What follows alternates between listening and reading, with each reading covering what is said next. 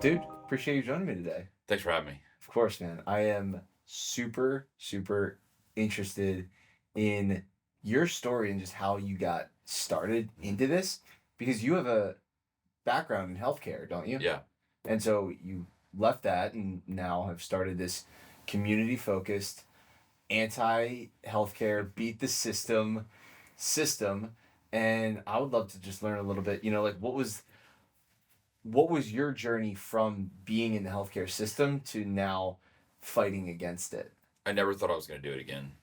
After the first round, healthcare is it's brutal. Mm. It's just regulations and, big health insurance companies who I was actually selling into health insurance companies in my last company. And they are so big and bureaucratic and take forever to make decisions. And the sales cycles are year to 18 months. And so I was like, man, I'm never going to do that again.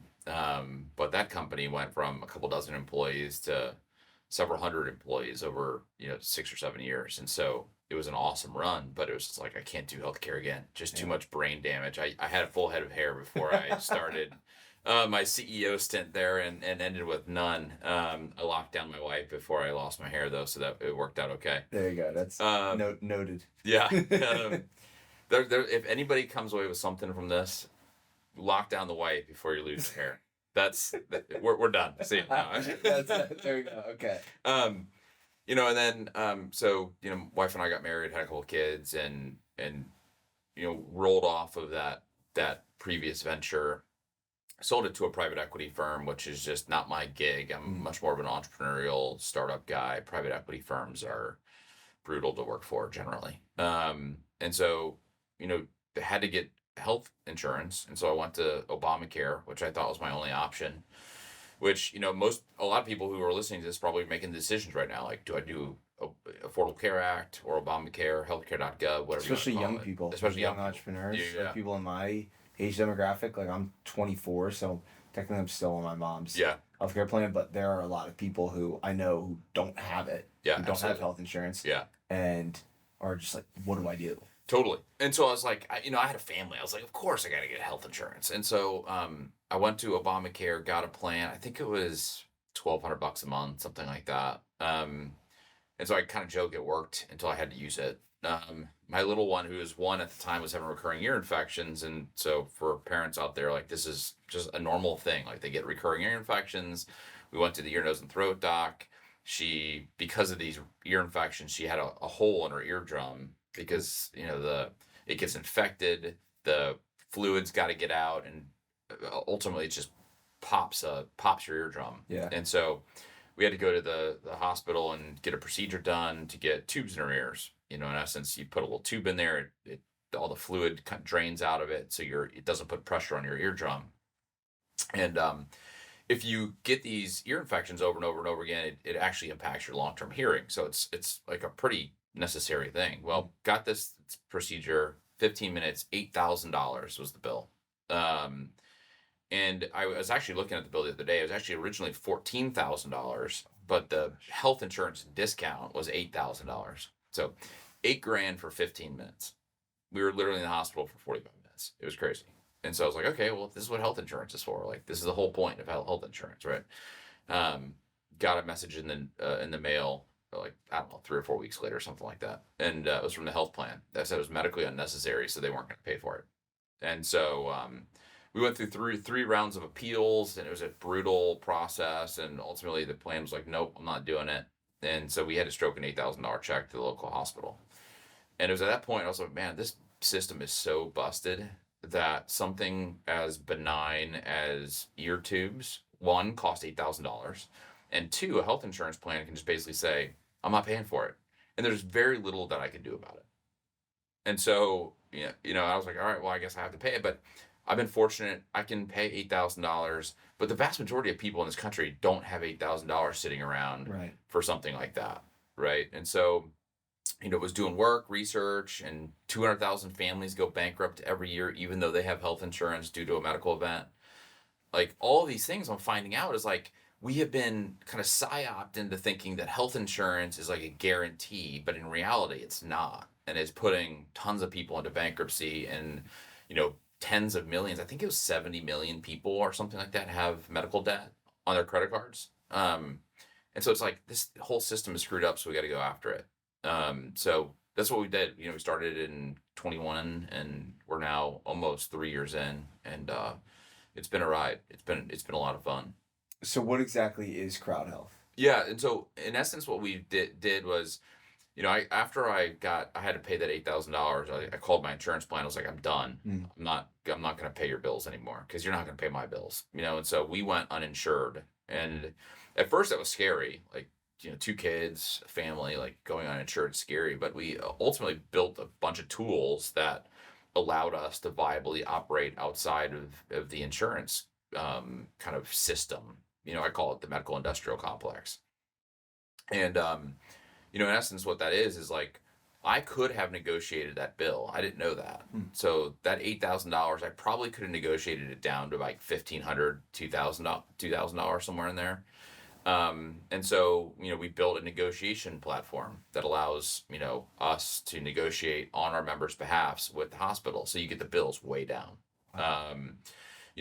We knew virtual care. If you go online, you can get a doctor, for sub $100 to have a primary care visit with you. Yep. So, I have access to Direct or GoodRx, which is an online prescription company that gets you prescriptions if you're not insured for significantly less. We're getting like 80% better pricing on prescription drugs than what your health insurance plan is paying.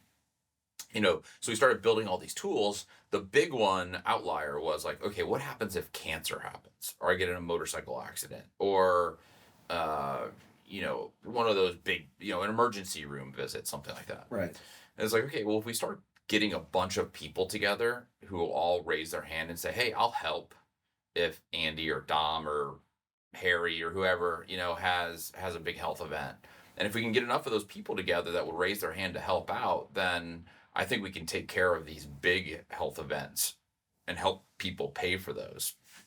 So in essence, what happens is, if I break my arm and it's $5,000, I'll pay the first $500 of it. I'll submit the remaining portion, $4,500, to the community. So we'll ask 45 people in the community for $100, and they will, if they say yes, then they'll send $100 to my little health wallet, considered a Venmo account. I got a little, Venmo account. Money comes into it. I now have $4,500 plus my $500 to pay for my broken arm. Right. And so that's in essence how that works. And then, when I show up to the doctor's office, I can pay him in cash. And so the doctor's office is willing to give me significantly better pricing because I'm paying him at the point of care in cash. And that doctor doesn't have to bill health insurance, which saves them 30 or 40% by just doing that. Right. So, and we've done now, we're on bill something like 10,000 over the last 3 years. And it's been everything from, like a $49 pediatric visit to hundreds of thousands of dollars worth of brain hemorrhages. We had a brain surgery last week. We've had a number of NICU babies. We've had half a dozen or more cancer cases. And so we've been able to use this system to pay for, or help people pay for, small bills in addition to big bills. And the benefits of that are, the price is, half of what you'd pay for health insurance. There's no networks. There's no big deductibles. It's just a way better way of paying for healthcare. It's freedom in healthcare from our perspective. Dude, I freaking love it. One, I had no idea that was even possible, like the negotiation part of it. Yeah.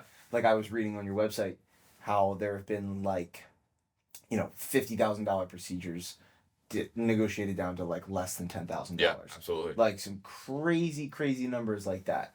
But I'm curious, before we kind of get into that, is like, how has the community grown? Like you had this idea and you started doing this, but like how did like the initial, founding members come together, and then how has it grown and scaled into the community that it is now? Yeah, it's a great question. And so I just looked this morning, we're at almost 7,000 people who've signed up with us over the last, we launched in October of 21, so it's been a little over 2 years. And so it's scaled great. And then the bigger we get, the better it is for everybody. If you imagine, right, like the more people we have in that community, the more people you can go and call upon to help out, right? And so we're trying to grow that community, pretty quickly. And it's like nobody wants to be the first person. Like me and you in a community when I have $100,000, bill, no offense to you or Yeah. anything, is like not that helpful, right? Like so we had to grow quickly and so we got to scale pretty quick, and it's gonna cost some money to do that, right? And so then every new person costs less than the last person to get signed up because they're like, oh, okay, we've already signed up almost 7,000 people. Like this must be legit. Our biggest challenge has been this is so different than health insurance, and people have just been programmed to think I have to have health insurance. And so when we say, hey, you're uninsured, people are like, ooh, I'm not sure about that. Like that's a bit, strange. And so most of the people who signed up are like a bit contrarian, who are like, yeah, I mean, I don't need insurance, to pay for my bills. Like, let's build a community here. I want a community to help me with my bills, not United Healthcare. And so, we actually have a T-shirt that says uninsured on the front. I heard about these shirts. I was hoping you were going to wear one today. Yeah, and I will. If it wasn't so cold and rainy outside, I would have. And so, and we're getting sweatshirts here in the next couple of weeks, so that'll be good. So we want to own it. Like we want to like define a new category of being like I can survive without the need for the government or big health insurance companies being involved in my health. And that's ultimately what we want to do, and it's community driven, right? Which I think is a really cool kind of thing because the biggest difference between us and health insurance is we ask you to help somebody up to $125 a month, and that's going to go directly to another human being. Like you're not paying United Healthcare. Like this is a peer-to-peer transaction where I'm going to help Dom directly with his broken ankle or whatever. Or maybe it's something worse than that. Like we had a woman probably 6-9 months ago, maybe it was even a year, time flies when you're having fun, but that had miscarriage, and there was just cost associated with the miscarriage. And so we went out to a bunch of people and asked them if they would help out. And we had a bunch of women come back and be like, hey, that's a part of my story. Like, I know what she's going through. I know the pain this family is feeling. I've felt that. So can I help her more? Instead of $100 giving it to her, can I give her $200? Like you would never call United Healthcare and say, hey, instead of $100 this month, can I give you $200 this month? Like it would never happen. But the fact that we're helping other people directly, I think is really cool. It's like, and our little spiel is like fund humans, not health insurance. Like we're funding other human beings in their healthcare as opposed to funding United Healthcare, which is the seventh largest plan on the seventh largest company on the planet. So that's the biggest like difference between us and health insurance. So how did the whole debacle with the healthcare system even start? Like where does it stem from, and how do they have so much power? Yeah, I mean, I think it stems from a lot of places, but in essence, it's the government, from my perspective, feeling like they have to protect you and me from ourselves.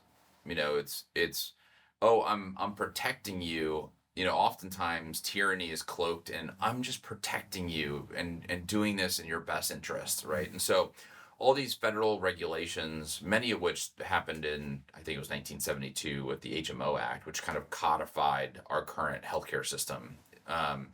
There's some websites like WTF 1972, I think it is, and it's like, and it's this website showing all these graphs. Have you never seen this website? No. It's either 1972 or 1971 or something like that. Okay. But it's like the link in the show notes. It is all of these graphs that show the total chaos that happened in this one year. So obesity went crazy wild starting in 1972. And this was like the demonization of like fats and like the demonization of fats. Sugar's okay, the mass production of seed oils. Wow. The depegging of the dollar against gold. Wow. Like all of these things happened within like an 18-month period. Wow, that's crazy. And our healthcare expenses until the early 1970s were flat. I know my brother, who is 10 years older than me, he's in his late 50s. My mom has like a receipt from the hospital that his birth was like $72 or something like that. I mean, it was like nothing, right? And now births are on average like $17,000, right? And so all this stuff happened in 1972, but it was the continual government interference in our day-to-day lives, I believe, that caused a lot of this stuff. Government regulation, those types of things that I think caused the vast majority of this. And I don't know if intentions were good or bad. I mean, it's hard to tell, but that's what started it. It was 1970s. Just real quick, like one of those graphs was the rate of diabetes in our country from the 1970s to now. So the last 50 years has gone from 1% to 10%. And the vast majority of those are type 2. Like the increase, type 1 diabetes is basically flat for the last 50 years. Type 2 diabetes, which is nutritional, you're eating crap, in essence, it went skyrocketed, and so, that's just one example of obesity. Is it looks like the same thing. So go check out that website. It's pretty interesting. Dude, and it's also like just this it's a sick, twisted system of the pharmaceutical industries and the healthcare industries, sick care. Yeah. It's like you get sick and then they make you go on these drugs and then, Right. you're back to doctor's visits and then you're back to something else is wrong. And so you're back on these drugs. So it's this constant like whirlwind. Totally. And I'm always thinking it's like, what are the steps that we need to take as a society? And one, I think awareness is the biggest thing, but it's like, okay, after we cultivate this awareness, it's like, what are the next steps that we need to take in order to kind of do something about this? Yeah. I think it's a great point. I mean, again, I call it the medical industrial complex, and I put three kind of components of there: pharma, hospitals, and health insurance companies. And all three of these organizations, or these types of organizations, make more money if you're sick. So pharma, clearly, if you're sick, they make more money. They give you more drugs. They load you with all kinds of good stuff. Hospitals, clearly, if you're sick, you're going to the hospital more. They make more money. Health insurance plans, few people know it, but like the sicker you are, the more money they make over an intermediate period of time, and because they are maxed out at the amount of profit they can get from you. So if you pay, let's just make the math easy, $1,000 in premiums, they max out at $150 in profits. It's a regulation. And so these are for-profit companies. So how do they grow their profit by 10%? Well, how do they get from $150 in essence to $165? Well, your premium has to go from $1,000 to $1,100, right? Up 10%. So they're actually incentivized for you to be sick, so premiums can go up, so they can make more money. That's the craziness of this system, and so you got to get out of that system. And so, I think CrowdHealth, we actually are incentivized by people being healthy. We get paid a monthly fee; it's a subscription fee just to be on the platform. And so, the more people on the platform, the more money I make. So if you get sick and you, for some reason, drop off the platform, I make less money. It's like it doesn't make any sense for us to want you to be sick. And if you are sick, the more we're going to asking the community, the higher the prices of the community, the higher the price, the fewer people join the community. Like I have all the incentive in the world to keep you healthy. But the other thing is the people in our community know that they are ultimately responsible for paying their health bills. I'm not guaranteeing that their health bills are getting paid. The community's not guaranteeing it. They're ultimately responsible for it. And so if you're ultimately responsible for your health bill, guess what? You want to be more healthy. Like it's just human nature. And so we have, dozens of stories where people reach out to us and be like, man, now that I'm a part of this community, I'm taking my health more seriously. One guy couldn't get in 1 year because he was over our weight limit. He lost like 40 pounds over. Oh, so you guys have a weight limit? We have a weight limit. Oh, so there's requirements in order to be considered for it? Yeah. Oh, well, I don't mean to interject there, but No. What are some of the requirements that people Yeah, you can't be a smoker. The weight limit currently for a male is 240, unless you have significant, muscle mass. We'll make exceptions. I was on Dr. Sean Baker. I don't know if you know Sean Baker. I'm actually releasing a podcast with him tomorrow. Yeah. So I was on his, and I think he said he was 260 or something. But the dude is like, I mean, he's massive. He's massive. I was massive. Like, we would make an exception and let you, because like you're one of the most healthiest people I know. Yeah. And so so we have a weight limit, and you can't be a smoker, and you can't be over 65. So those are the kind of 3 limitations that we put.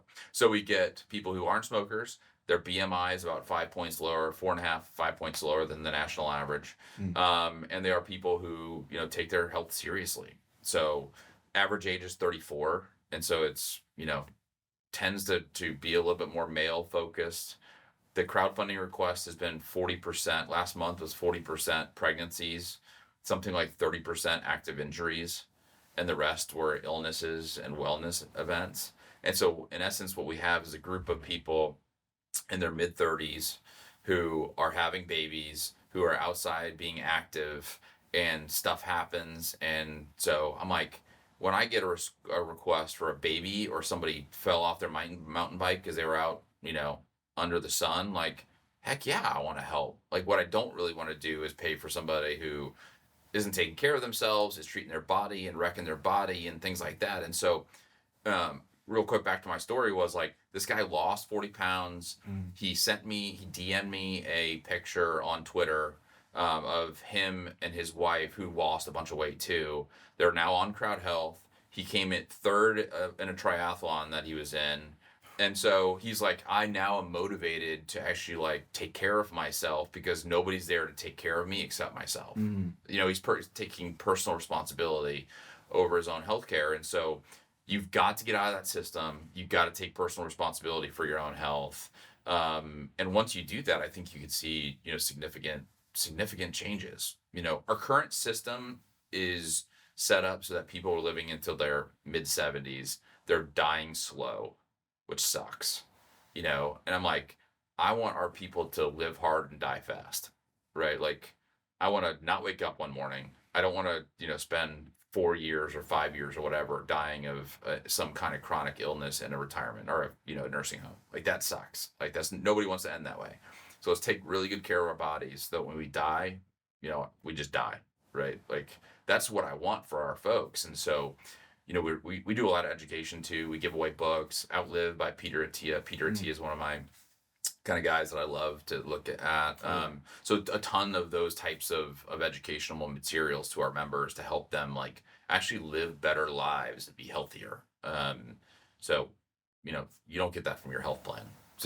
So we're really focused on education as well. No, I think the education and incentives that you guys are putting out there, that is what it should be. Yeah. Like, you have incentives in work, like you're going to get a bonus, you're going to get a promotion, you're going to get this, and it motivates you to work hard, to show up. Why wouldn't it be the same thing with your health? Sure. Why wouldn't it be the same thing with your health? So I love that. Yeah. Real quick, the only other things, we also do some cool stuff, like, I don't know, if your audience is into this kind of thing, but like, I think it was October, we fully funded VO2 max scores. So VO2 max is basically, for those people who don't know, it's apparently the number one predictor of longevity is your VO2 max. And it's basically how well your body processes and uses the oxygen, in essence, is what it is. And so you can go, and it's a 10-minute test. It's $100, and you go and it'll tell you, the results. And then there's a very clear way of getting those results up better, and therefore increasing longevity in your life. Right. So we fully funded those, and I think it was October, for our members. Like, you won't get that with a health plan. In January, we're starting the year off right. We're fully funding DEXA scans. So DEXA scans, are basically, body fat, visceral fat, which is actually the most important thing you need to understand. Visceral fat is the fat that kind of like lives in the abdomen underneath the muscle tissue and kind of interacts with your organs and stuff. So you want to have almost zero visceral fat if possible. Body fat index, muscle mass, bone density, which is really important. So a lot of cool stuff in your DEXA scan that you can do. So we're letting people do that fully fundable in January. So go out and get your DEXA scan up to $150. You can submit it to the community. The community will fund it for you. And it's those educational things that we think are really important for people, because people are like, what the hell's a DEXA scan? Or what the hell's a VO2 max? Right. Or we can introduce it to them and say, hey, this is why it's important. And this is why visceral fat is important. This is why, body fat is important. And so people start understanding how their body works by doing some of these things. And it's super cool to see, some of the transformations in our community. Yeah, that's cool. And then they can kind of go back and forth with each other and Yeah. hold them accountable going into the new year. We had a little Twitter thing where the highest VO2 max, we gave them a free month of, CrowdHealth. Just kind of a fun community type of thing. So we're trying to do some more like community building activities around that too. So we have some plans for that this year. That's amazing. Yeah. So I want to take a step back a little bit, and Sure. something you brought up was, premiums, deductibles, Yeah. things like that. For me, I really am like, I don't really know what that means. Like, I'm sure a lot of people get confused by that as well. So like, what is the difference between like a premium and a deductible, and kind of how do they even work? Yeah. So, that's a good question. So I went on healthcare.gov this year just to see what it was for me and my family. So ours would be a $1,400 a month, and that's my premium, right? So I'm paying $1,400 a month. Let's just call it $17,000 a year or something like that, in premiums. On top of that is a deductible. My deductible would have been $14,000 for my family. And the deductible is basically, you have to incur $14,000 of expenses before the health plan will pay anything. Okay. So 14,000 deductible plus my $17,000 of premiums. I'm basically paying for my family the first $31,000 of my healthcare expenses before the health plan pays a dime. Okay. So in addition to that, you have co-insurance. So 14,000, anything above 14,000, I also pay, I think it was 25% of. Okay. So let's just say I have a $50,000, medical event. I pay the first 14,000, and then I pay 25,000 or 25% above that, up to, I think it was 18,000. Right. So that's what your co-insurance is. And then there's also co-pays, which if you go to the doctor, you have to, your health plan will pay for it, but you have to pay the first 50 or 75 or something as a part of that. And so those are kind of the big things that you need to look out for. And so it's wickedly complex. I mean, I went to Stanford for business school. The number one guy in my class, I think he was actually number 2 in our class. Dude was so smart. Went to Yale. He's also an investor in my company. He told me the other day, he was probably 6 or 12 months ago. He's like, you know what? One thing in this world makes me feel like an idiot, and that's health insurance. It's like, this is one of the smartest guys you'll ever meet. And health insurance, like, you can look at your explanation of benefits, which is that paper you get, after you go to the hospital or whatever. It's like hieroglyphics. You have no idea. So one of our kind of core tenets is just simplicity. Mm-hmm. So the way we work is, you pay the first $500 of anything, and then we'll submit the rest of the community to help you out. Easy. There's 2 caveats to that. One is, if you go into the doctor for a primary care visit or whatever, we want people to go and get preventative services, and so you can submit 100% of that to the community. And then pregnancies is, you have to pay for the first 3,000 of it before the community will pay for it, because we don't want people just like coming in, getting pregnant, having a baby, and then failing, right? Like, so there's a moral hazard there. So it's super simple. I mean, for the vast majority of your things, if you go to the ER, it's $500. Cancer, $500. Like, you fall off your mountain bike, break an arm, $500. Like, and most people can come up with $500, right? So we just want it to be super simple, and it doesn't put people into financial distress if something big happens. So that's really all you need to know. Like, you don't have to have co-pays, co-insurance. Oh, by the way, in my Obamacare deal, if I were to somehow go out of network, there's another set of deductibles for that, right? So, I unfortunately went to the ER like 3 or 4 weeks ago. If I were with a health plan, my Just because the hospital is in network doesn't mean the ER doctor is in the network, and doesn't mean the anesthesiologist is in the network, or the neurologist that I saw, or occupational therapist. And so you don't really understand it, but like in the hospital, very few of those doctors actually work for the hospital. They work for different companies that the hospital contracts with, and those companies may or may not be in your health plan, right? So that's the ridiculousness of our system. You don't know. I mean, what if you're knocked out unconscious? Are you going to ask the anesthesiologist or whatever, like, hey, are you in work or are you out of network? Like, it's impossible to navigate. Yeah. So I know you and I share, unfortunately, we both have had some heart trouble Yeah. in the past. So you mentioned you were there a couple weeks ago. What has been going on with your health, and how's the community showed up for you? Yeah, man, it was just one of those weird things where I was talking on a Zoom call, and all of a sudden, like, I couldn't talk. Like, I just could not get words out of my mouth. Oh, Like, so my vocabulary went from, this to like tiny, I showed up to the hospital and they show you a little card and it's like, what is this? And it was like this kid on a ladder grabbing a cookie jar, right? And the only thing I could come up with was birthday cake.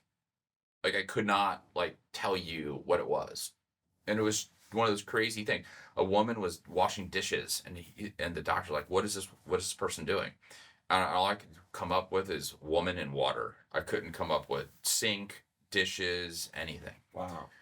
In essence, what happened is I was having a pretty bad migraine, and so there's this thing called migraine with aura, which basically means that you don't have a headache, but the electrical current in your brain goes haywire in just a different part of your brain, and it's a couple hours worth of craziness before you kind of get back to where you were. And I think I had just changed my eating.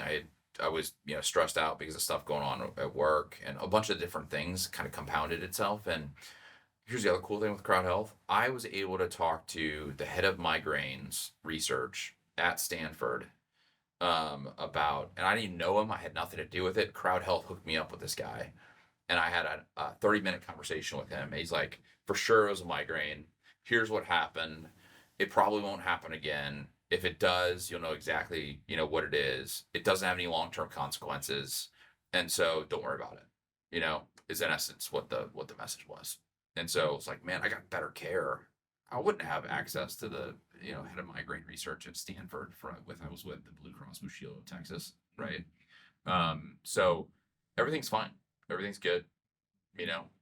I think, running a company and a startup and being responsible for a bunch of people, 6,000 people in my community, like, Yeah. I feel like personally responsible for them, plus the 20 people who work for me. I feel responsible for them. I feel responsible for their families. And so I just feel responsible for people. And I think my wife tells me, like, you feel for this community so much that when things happen, like, we had a NICU baby around the same time who passed away, a member. My wife and I had a baby that was born, and 10 hours after that, she passed away.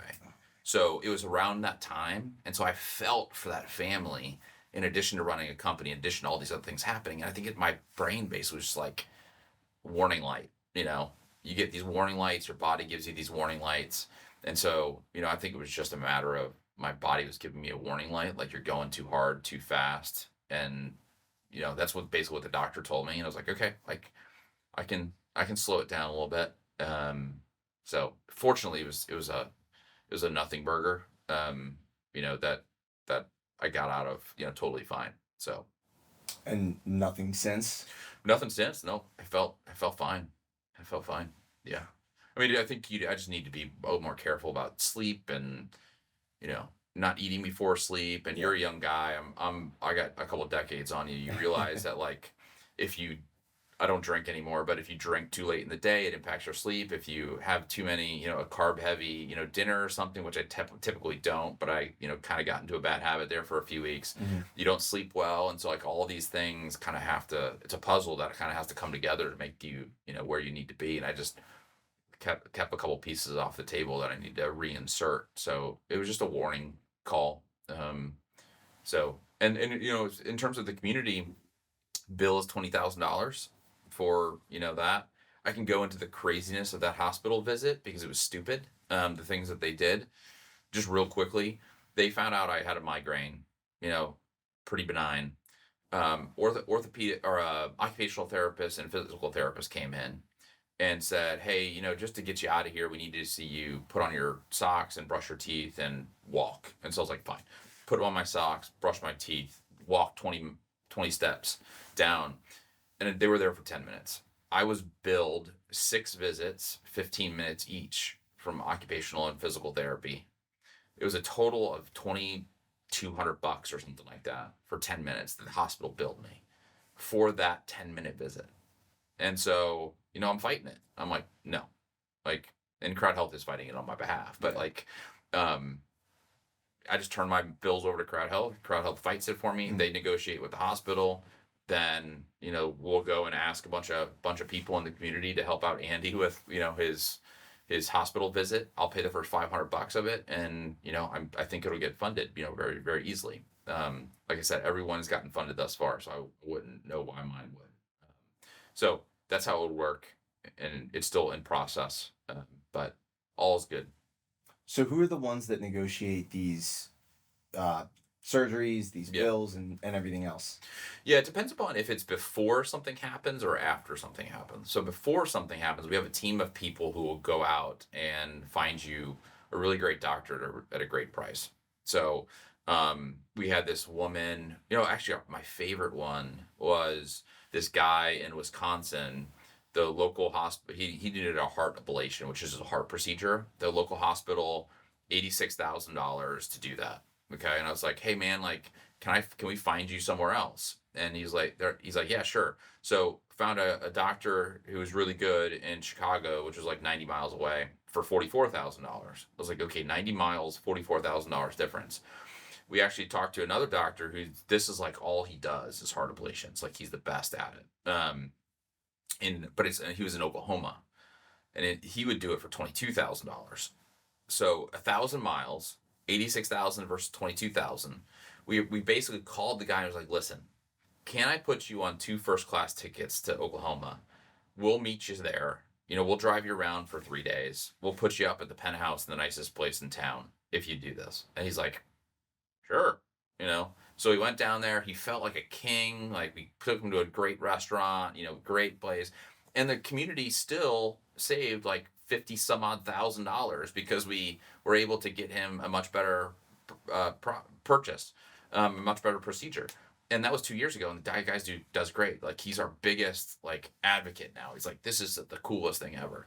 And so we do that on our end. We've got a team of people who will find you a really good doc at a really great price. Now, I'm not forcing you. We don't force you to go travel, but we want you to give us a chance to find some other places. Another woman in Phoenix, we found her a hospital 10 miles down the road that was $30,000 less than what she had found. So we can find these great places. After the fact, so in my case, this ER visit, we actually have attorneys who will reach out on our behalf to the hospital saying "Hey, I represent Andy. We'd like to negotiate this bill with you. We see some inconsistencies here." And so ultimately the hospital's like, "Okay, give us a fair price and we'll agree to it." So we just negotiate with the hospital, but it's all done on the back end. So I have very little, me as a customer of CrowdHealth, very little engagement in that process. I just kind of turn it over to CrowdHealth. CrowdHealth does it, comes back to me and says, "Hey, we negotiated your bill down." My $20,000 bill will probably get negotiated down to 4 or 5 maybe. And is it okay if we crowdfund that $4,000 or $5,000? And I'm like, "Yes, go for it." And then $4,000 or $5,000 will come to my account. I can then pay the hospital directly out of that account. It's super easy. It's one click, and so the hospital gets paid. So that's the way that works. Yeah, that's incredible. And Yeah, so crazy. are they contractors or are they actual CrowdHealth employees? Depends. Okay. We have a little bit of both. Yeah, a little bit of both. I mean, ultimately, we'll probably have it all internally, but as we grow, it just doesn't make sense for us to have all of the people that do that. So it's a little bit of a balance Yeah. between the two. So what about the like after something happens. Like, so for example, I had the cardiac arrest Yeah. a couple of months ago, and obviously I don't have a choice of like whether Harry's gonna call the ambulance, Right. or what hospital I'm gonna go to, or what they need to do to keep me alive. Yeah. Um, 1 week, everything that happened. Yeah. I haven't shared this, but it was roughly $700,000. Yeah. It's for crazy. ambulance, for all the medication that they had to use, for the procedures, the defibrillator that is in my heart now, $400,000. Like the hospital stay, like just getting that bill. And luckily I'm 24, so I am on my mom's health insurance thing. So we still obviously had to pay a portion of that. Yeah, But your deductible and stuff. exactly. But I mean, if we didn't, like, that's devastating. Devastating. That's almost $750,000. Has anything like that happened in the community where there's been something like that? Yeah, I mean, we had a brain hemorrhage, which was very, very similar. Yeah. And so, look, I think if you look at that situation, which is awful, clearly, what are the actual costs that the hospital incurred? Right? You were there for a week, right? You can stay at the nicest hotel on the planet for a week, and it's, a couple $1,000 a night. Yeah. Right.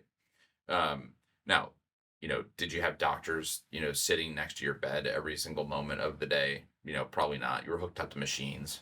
I'm waiting. I'm sitting in there literally waiting. Yeah, waiting. You're hooked up to machines. Yeah, I'm getting these tests done. Those machines are, aren't that expensive. You think they are, but they're not. Mm-hmm. My one equivalent was I had a saline solution, on an IV, in an IV drip. And that saline bag was $3. If I bought it direct. Actually, I think the hospital buys it for like $1.36.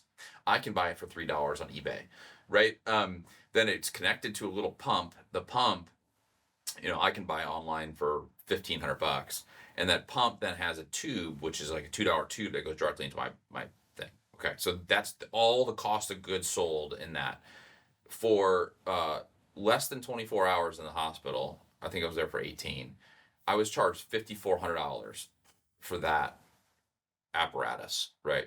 $3, $1,500, $3 tube probably, right? So, for $1,500 of total cost of goods sold, and they can use this pump, $1,500 pump, for years, right? Like, this is not a pump that it's a one and done. $5,400, right? So when I look at these big bills, these $700,000 bills, and I look at the cost of goods on these things, it is probably, 3% of that, maybe higher, maybe it's 5% of that $700,000 actually is the cost to the hospital. But the hospital then can charge you $700,000 because they need to pay for the buildings, they need to pay for, all this kind of other stuff. And that's where the vast majority of this stuff, gets paid into. It's called a facility fee. And that facility fee just pays for the big buildings, right? That you're in. But the marginal cost of you being in there was nowhere close to $700,000. So, the defibrillator, I bet you the actual technology is sub $5,000 is my guess of just the technology, right? And they charge you $400,000 to basically for the technology and for the doctor to put it in, right? Like, there's no way that's even close to $400,000. I can tell you the doctor was a couple grand, probably $2-3 grand, which a doctor should be $2 or $3 grand. Like, he's doing heart surgery in essence, right? Cutting you open, putting you in there. You want a great doctor to do that, but he's getting $2 or $3 grand of that 400, right? And so it's ridiculous the way that these hospitals price these things to make it look like, oh my gosh, $700,000. Healthcare has to be expensive for you to need health insurance, right? Like, the health insurance companies have an incentive for this stuff to be expensive so that you feel like you need health insurance. In that situation, we would have negotiated it down to 100, 150,000 probably, is my guess. And that's easy for our community to take care of. Like, that's not that big of a deal. Mm-hmm. So we would have been, praying for you and hoping you get better and all these kinds of things. But like that as an expense to the community would not have been significant. Here's the other thing is you had the event. We probably would know that you'd have the event because your mom would call us or your Right. Harry would call us Yeah, or somebody yeah. would call us and be like, hey, this guy's having this event. What do we do? Yeah. And then, you don't get bills for 2 months after that. Yeah. Right. Yeah. And then even if you don't pay those bills right away, you have another year to actually get the bill paid Oh, wow. before it hits your credit. Mm-hmm. Right. So in essence, even if like a massive one, like we could just say yours, for example, you negotiated down to, I don't know, $240,000 just to make the math easy. We could pay over 10 months, $24,000 a month or $20,000 a month or whatever, right? Like to the hospital to pay that off. Sure. So it's super easy for the community to pay for even some of these big bills. Mm. Now if we had 50 of them at one time, like, okay, like that becomes a little bit more of an issue, but the probability of within 6,000 people to have 50 of these, 3 or 4 standard deviation events happen all at once, the probability is like wickedly small. Got it. We had several NICU babies at once, and that was a weird thing. It was no problem. Like the community had to pay an extra like $5 that month, or we asked for an extra $5 that month. Not that big of a deal. Have you seen trends in the kinds of people that are joining CrowdHealth? Yeah, I mean, we are seeing trends. Early on, it was a lot of single people. So it was like 1.2 people per sign up. So if somebody signed up, they brought an average of 0.2 people along with them. We're now at 2 per sign up. So what does that mean? Like you're bringing another person with you on average with you. More families are joining. Sure. So, it used to be young, single, primarily males, and now we're getting a lot more families and things like that. So, that's been a cool trend because we want to be, big families are good. And those little kids, they cost next to nothing. So that's a good trend. But yeah, it's people in their mid 30s. We're still 60% male, 40% female, 60% single, 40% families now. So that's been over the last 6 or 9 months, it's been the trend. So doing my research, I found that you're very big in the Bitcoin community. So yeah, I'm curious, why has this resonated so much with the Bitcoin community? I think it's that personal sovereignty, like the personal responsibility, personal sovereignty. It's government, big institutions getting involved in something that's pretty personal to us. Mm. Healthcare on one side, or money on the other side. And so I think that's been it. I'm a Bitcoiner too, so it always helps that I kind of drive the culture of the organization, and so if we can take down the healthcare system and improve it, we can also take down the monetary system and improve it along the way. I think those are 2 cool, fun things to work on. So those are the things that kind of get me excited on a day-to-day basis. And so inevitably, if I'm running the company and driving the strategy, if I can really take out both, then that's awesome. And we can do that in a way that's super easy on our end to enable people. In essence, what we're doing is we're enabling people to fund each other in Bitcoin in addition to dollars. So if you're in our Bitcoin community, you're funding each other's healthcare expenses, and you will start to be able to do that in Bitcoin. So think about it again. It's not a Venmo wallet, but think about it as a Venmo wallet. So I'm going to go out to a bunch of Bitcoiners. I'm going to say, hey, instead of sending me dollars, I want you to send Bitcoin to this Venmo wallet. And then you can, so, my $20,000 ER bill, let's just say it's not negotiated, $20,000 will be in my wallet, which I can then pay the hospital in Bitcoin if they'll accept it. Right now, very few do. Some do, but very few do. Or I can convert it to dollars and then pay in dollars. In essence, what I want is I want more of those transactions every year being paid in Bitcoin. So it's probably going to be 1% of transactions in year 1, and maybe it's 3 in year 2, and 5 in year 3, and 10% in year 4. I believe that our healthcare system is $4.3 trillion. If it were a country, it would be the fourth largest country by GDP after US, China, Japan. and then the United States healthcare system would be the fourth largest country.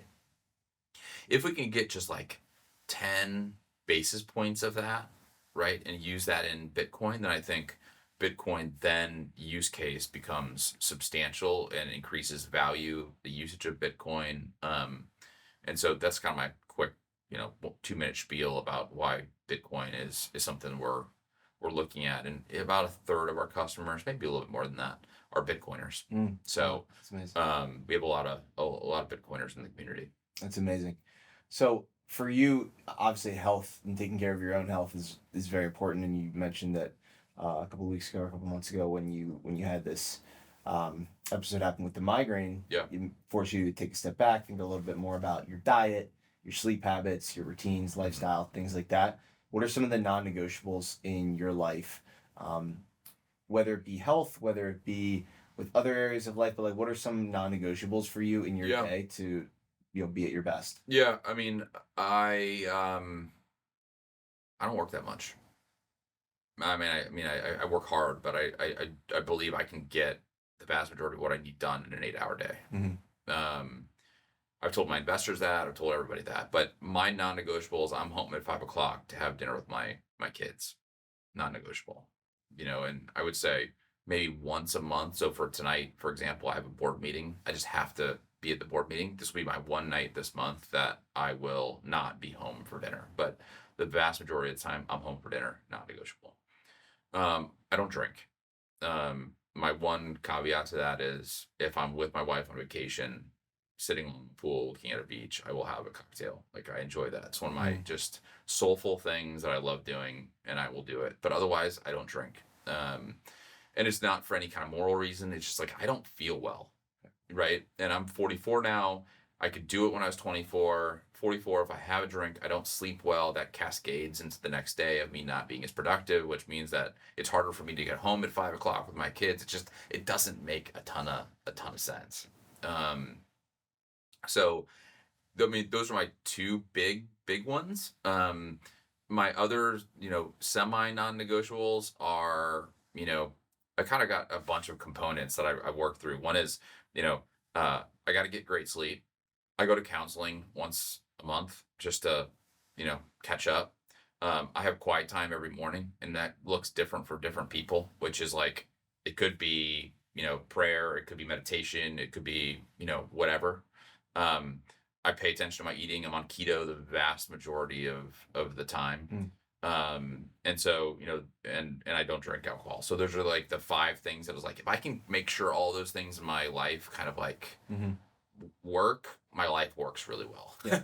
And so I kind of, if I'm off, I'm like, okay, am I sleeping well? Am I eating well? Am I in my, prayer time? Have I done my counseling? And my other one's working out. Like I work out, 4 times a week. Like if one of those things are off, that's what I need to fix. Right. So, that's just kind of what works for me. But yeah. So why keto? What benefits have you seen from that? I just feel better. I think my brain operates better. I sleep better. I keep my weight at a reasonable level. I feel like I can work out and still have energy. And so it's just it's a good combination for me. So again, I'm not like you have to be on keto, you have to be on carnivore.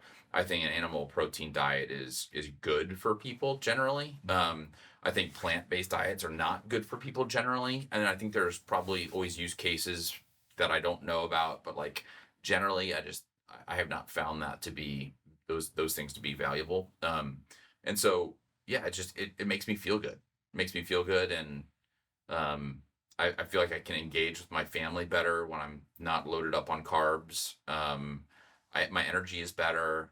Like all of those things, when you are a single human being, I think, at least when I was a single human being, were less important than now that I'm a CEO, I'm a dad, I'm a husband. And like, as you go through the day, you've got to be able to keep your energy up so you don't fall apart at some point, right? Like I can't give 100% for 8 hours of the day and then go home and give 0. Like I would be divorced and my kids would hate me, right? Like, and then when you come home, there's 2 hours of time between, when I get home and when my kids go to bed. So I have to engage them well. And then after that, there's 2 hours with my wife where I have to engage her well. And so like if I have, there's no off moments in that, 8 a.m. to 9 p.m. Right. Time. Yep. And so if I'm on keto, like typically I can do 12 hours, high intensity. And then I go to bed early. Like I'm in bed by 9:30 and I get up at 5. Like, so my 5 to 8 time is more quiet time, meditation time, prayer time. And I can be off from 5 to when my kids get up at 6:30. So it's just a matter of like structuring your day in a way that makes sense for your processes or your systems or your routine. And I just find keto, I can do it. Sure. I can't do it if I plow carbs. Yeah. I die at some point during the day. Yeah, I've been experimenting ever since I got out of the hospital with a lower carb approach, and I feel amazing. Like, I just think back to when I was training heavily, really hard for marathons and whatnot, and I'm shoving like 300-400 grams of carbs down my face, and you're constantly just thinking about that next thing that you're going to eat, and it takes away from just doing the things that you need to do on a day-to-day basis, and like work and live and take care of the kids and take care of the family. And when you're not constantly thinking about food, and you're not having these energy, crashes and rises, like you're more steady throughout the day. Totally. Yeah, you're able to.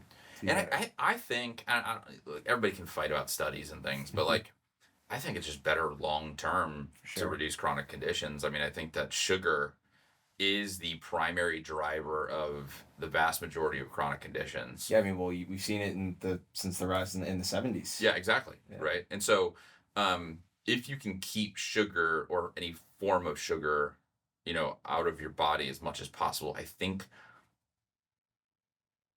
most studies I've seen have shown like you're going to be better off when you're 80. Yeah. And that's what I want to live for, is when I'm 80, So anyway, I think it's a now and it's a future type of strategy, which I love eating keto. Like there's very little downside of having keto. It's pretty it's delicious. Fantastic. Like who wants to not eat steak and those types of things. So I enjoy it. It's not hard for me to stay on it. I agree. So I am also curious. I know you're a man of faith. So what has your relationship with God? How has that played a role in your journey in entrepreneurship? Yeah, I mean, I mean, it's a great question. I think that I mentioned before that my wife and I lost our daughter, and at that point, like you can, if you have faith, you can be like, God, you suck. Like, why do you allow this to happen? My faith is a powerful God that can snap his fingers and make anything happen or save anyone. Why didn't you save Grace, my daughter, right? And after that period of time, what I've realized is that, like, I think God allows you to go through really hard periods of time to make you a better human, or as we call it, kind of in the Christian circles, it's called sanctification. In essence, we look a little bit more like Jesus after we go through really hard stuff, right? We grow as a result of pain. I mean, you can think about it just physiologically. You go to the weight room and you don't have any pain that day, like, you're probably not gaining muscle, right? Like, I'm just going to go in and hang out and, do a couple crunches and be done. Like, you're not going to create gains through that. I think that also happens psychologically, which is if you push yourself through really hard stuff, you come out as a better human on the other side. And I think God ordains that. He allows that to happen. And so we came out of that like very, very strong on our faith. And I think now that we look at what we're doing in life as more missional, as opposed to, dollar driven. I made a lot of money in my first gig. We went and we bought a big house, and I bought a Range Rover, and my wife bought a Tesla, and we had a great, awesome life. My wife was down in South Congress. We're in Austin, scraped up the side of the Tesla, and I was pissed for about 48 hours. And after that, I kind of came away from that being like, oh my gosh, like I just alienated my wife for 48 hours over a car. Mm-hmm. Like, how ridiculously stupid is that? Right. And so I kind of, you learn like that all of these like material things aren't worth anything. And in fact, the more you can like get rid of material things, the better off you're going to be. And so we've gone through a process over the last 5 years of like I want to make a ton of money so that I can give that money to really cool causes, right? Like that's what my mission is now. And if I can do really cool things along the way, like save people from going bankrupt in healthcare, educate people so that they live until they're 80 and they can take care of their grandkids in the backyard, or they play wiffle ball with their grandkids in the backyard, and do all these things that are good and allow people to thrive. Like that's what I get excited about. So when I say I'm a missional, like when I hire people, I'm looking for missionaries and not mercenaries. I want somebody super fired up about the mission of the organization, which I think is a God ordained mission, which is helping people take better care of themselves, And so I tell kind of these stories, but it's like my goals right now is build great companies that make a ton of money so that I can give back a lot, that in themselves have a really great mission and create a better world. Like that's what I'm about. And I think that's all because of my faith, So, that was a long ramble of kind of, why I do what I do. But I think that is kind of the core of what I'm trying to do right now. Yeah, that was beautifully said. You hit the nail right on the head. It struck right there with me. One last question before I get into the final question with you, Andy. Dude, Yeah. this has been awesome. But there's a lot of younger people that listen to the show. Yeah. A lot of entrepreneurs that listen to the show as well. A lot of people who are thinking about like getting into entrepreneurship or starting something, but it is crazy to hear how many people like don't leave their corporate job or don't leave their 9 to 5 because they're like, I won't have healthcare. Yeah. Right. So putting yourselves into the shoes of maybe like a 26, like it's a 26-year-old entrepreneur. Like if that was you, what piece of advice would you give your younger self? Yeah, I read a study recently that 2 to 4 million people would go and do something entrepreneurial if it wasn't for the healthcare expenses. It's a lot of people. Like that's un-American, right? That you can't do it because of healthcare expenses. A part of me is like, all right, CrowdHealth is now allowing you to do it. The other part of me is like, real talk. Like if healthcare expenses are the reason why you're not going to go and do entrepreneurship, maybe you shouldn't do entrepreneurship. Like there's a lot harder stuff than just figuring out how to get your bills paid, like your healthcare bills paid. Like maybe that doesn't sound super empathetic, but I'm like, hey, like that's the least of your worries when you try to go and build a company. Like find a company that you're so passionate about. You're so passionate about the mission that you're willing to do anything to make it work. Like that's when you've got an idea that you should go and fight for and quit your corporate job, right? Like that's from at least the way my perspective on the world is, if you're going to go do something and iterate upon what somebody else is doing and you're doing it because it could make you a lot of money, you're going to die on that one pretty quick. Right? Like don't do that. Yeah. Please find something that you're totally missionally aligned with, that nobody else is doing, that you can be better at. And here's the other thing, right? I think that, again, back to my faith, is I think we have been gifted with skills that we need to use to glorify God. What is your skill? Right? Like that, if I was 22 or 24 or whatever, I would be working tirelessly to figure out like, what am I better at than anybody else? And then let's use that to glorify God, right? To, if you're not of faith, to make a bunch of money, to build a company that can make the world a better place. Like whatever way you want to frame it, like find that skill. Yep.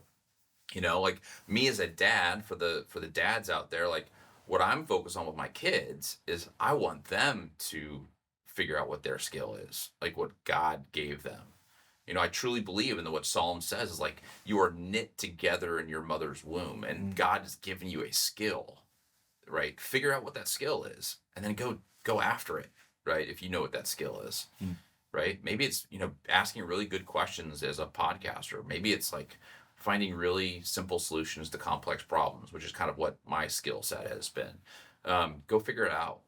And so that's what I'm focused my kids on, and anybody in their kind of 20s, like that's what I would be focused on.